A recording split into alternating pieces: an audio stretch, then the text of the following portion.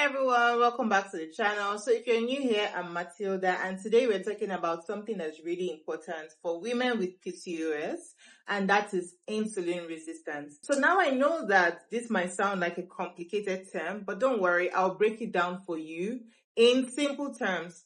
And we'll also talk about how you can manage it through some diet and lifestyle changes. Plus, we'll discuss how our local foods can play a role in managing insulin resistance. So whether you're dealing with PCOS or you just want to learn more about insulin resistance, you're in the right place. So let's dive right in.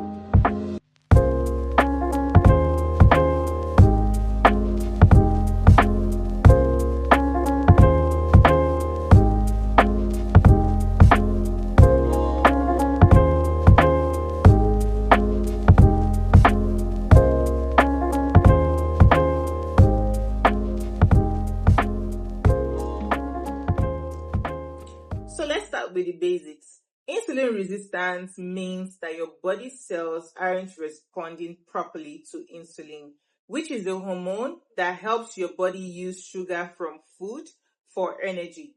So when you have insulin resistance, your body has to produce more insulin to get the same effects. So this leads to higher level of insulin in the blood, and over time that can cause a range of problems including weight gain, fatigue, and in the case of PCOS, more severe symptoms like irregular period and difficulty getting pregnant. So now if you have PCOS or polycystic ovary syndrome, you're at a higher risk of developing insulin resistance. In fact, it's estimated that around 70% of women with PCOS also struggle with insulin resistance. So this is why managing your insulin is such an important part of managing PCOS. But now here's the good news. With some lifestyle changes, especially in your diet, you can improve your insulin sensitivity and reduce the negative effects of insulin resistance. So let's talk about how to manage insulin resistance and what changes we can make to improve our health. So the main goal is to help your body become more responsive to insulin so it doesn't have to produce so much of it. So here are some simple tips to help you do just that. Stay with me. So one of the things you need to focus on is low glycemic index foods. Now, the glycemic index measures how quickly a food raises your blood sugar levels. So foods with a high GI can cause a rapid spike in your blood sugar levels and insulin levels, which isn't really ideal for managing insulin resistance. So on the other hand, foods with a low GI are digested more slowly, thereby keeping your blood sugar levels stable. So when it comes to managing your insulin resistance, you need to focus on low GI foods.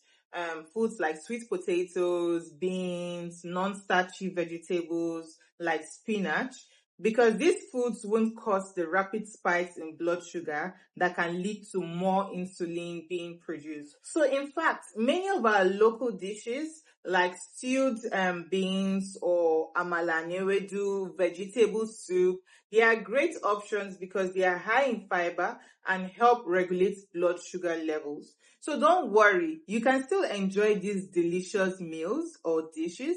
Just make sure you're incorporating the right types of foods to balance out the insulin response. Another tip is to include healthy fats and protein to your diet. So incorporating healthy fats and protein is a game changer. So protein helps you feel full and satisfied, which can help in preventing overeating and help you manage your weight, which is key in insulin resistance.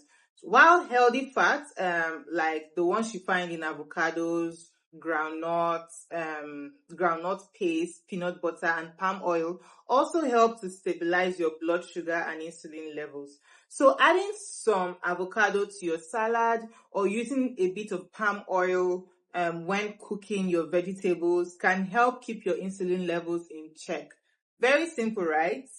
Then another key thing that I think I have overemphasized in most of our videos, and if you have been following most of our videos, I have talked about exercise.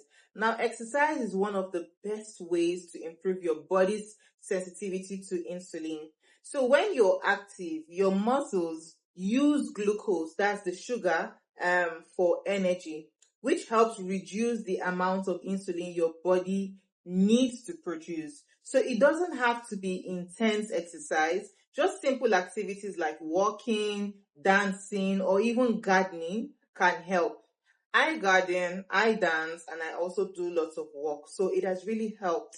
And the best part is exercise helps with so many other things that you don't even know, like reducing stress and improving your mood, which can be very beneficial and helpful if you're trying to manage your PCOS and insulin resistance. And while I know that some things are easier said than done, especially when everything going on in our busy lives, while I know that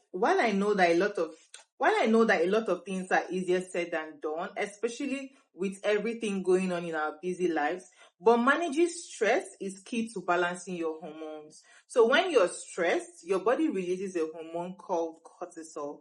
Now, this cortisol can actually worsen your insulin resistance. So finding ways to relax, like rest, is super important.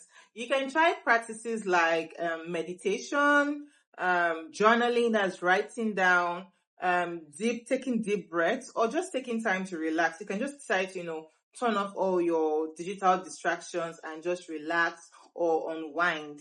Remember, your mental health also plays a huge role in your physical health too. Another thing that most people don't really like to hear is staying hydrated. You need to drink plenty of water. So keeping yourself hydrated helps to support all your body's functions, including your metabolism and insulin sensitivity.